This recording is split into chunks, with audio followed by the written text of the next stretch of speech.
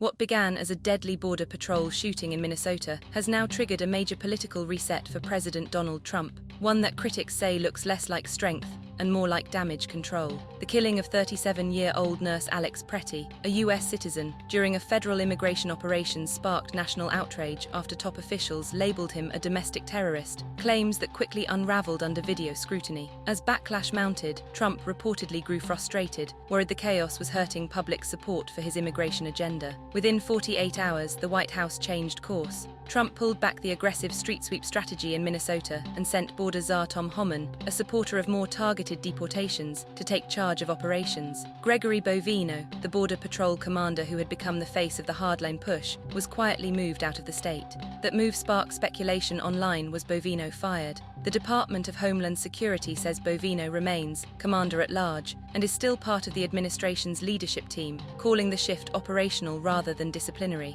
But reports suggest senior officials were deeply unhappy with how the shooting fallout was handled and how quickly public trust eroded. Behind the scenes, Republicans warned Trump the optics were disastrous: chaotic raids, emotional footage, and narratives that didn't match the facts. Facing sliding poll numbers on immigration, Trump appears to have opted for a political reset, replacing confrontation with control and spectacle with strategy. In short, this wasn't just about Minnesota. It was about salvaging the credibility of immigration enforcement nationwide.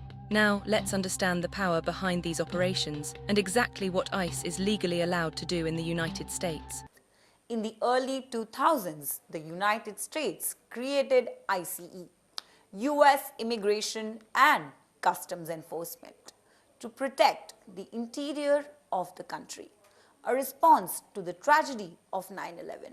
Back then, it was a targeted agency focused on investigations and border security. But today, that very same ICE is unrecognizable. Following the July 2005 One Big Beautiful Bill Act, the agency received $170 billion for a 4-year enforcement surge, including $45 billion to quadruple detention capacity to over 120,000 beds. Manpower has skyrocketed by 120%. Sensitive location protections have been revoked. And under December Attorney General's directive, interfering with the enforcement is now labeled as domestic terrorism. Administrative warrants allow agents to detain literally anyone without a judge. What started as a border protection has become, according to critics, a civilian paramilitary force operating in schools, churches, and hospitals. The geography of this surge is centered somehow in Minneapolis, where the memory of George Floyd still looms.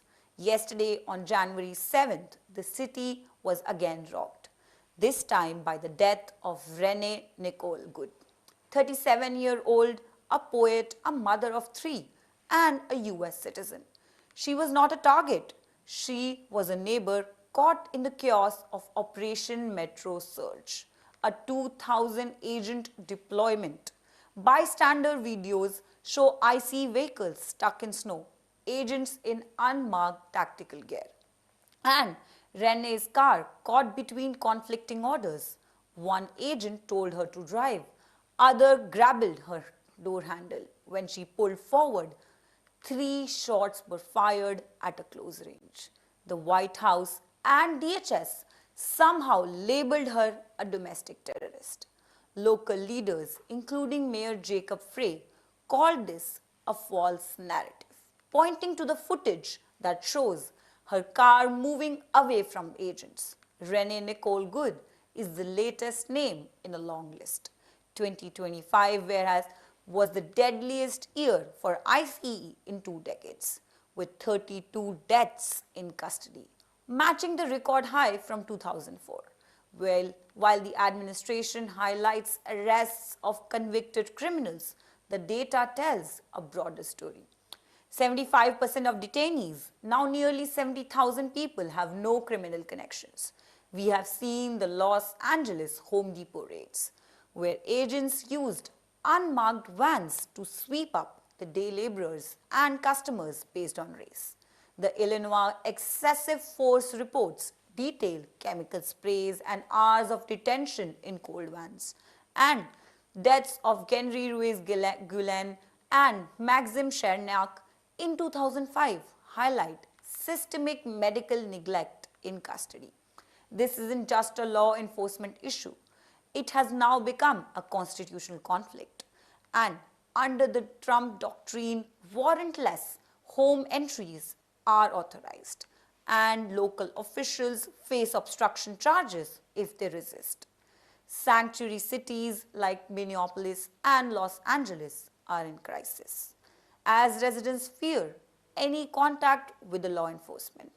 Governor Tim Walz has even warned that he may use state resources to protect the citizens from what he calls unrestrained federal overreach. The Trump administration has said that ICE is unleashed to protect families from thugs. But when American citizens like Renee Nickelgood end up as a collateral damage in their own driveways, the definition of protection comes under scrutiny.